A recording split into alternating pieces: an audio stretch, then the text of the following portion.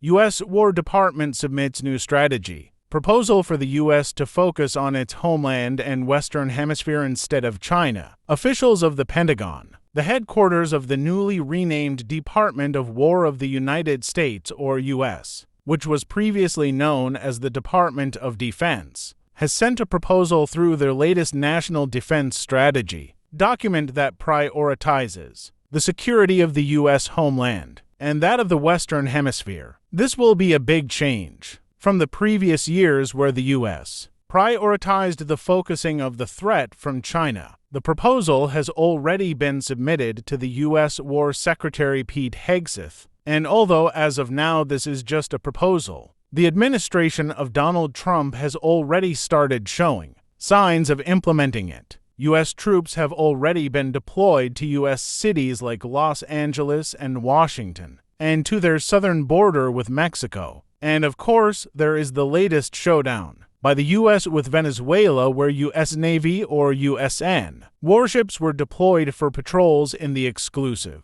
economic zone or EEZ of that country. My thoughts: if this proposal is approved, then it will have a humongous effect on the U.S. allies in Asia that has been depending on them to counter China, particularly countries like Japan, Australia, Taiwan, South Korea, and the Philippines, or JATSKP. Note that the U.S. will likely still protect Europe against Russia, but Asian countries will now be left on their own against China. Even the combined military forces of JATSKP will not be enough to match China in terms of conventional forces. How much more in terms of nuclear forces? The Philippines still has a Mutual Defense Treaty, or MDT, with the U.S., but if the commitment is not there, then it won't be anywhere near as effective. It remains to be seen what the Bongbong Marcos, or BBM, administration will do if this proposal is adopted, but I think it will just be more of the same for this administration. It will continue to be pro-U.S. and anti-China, supported and goaded by the liberal,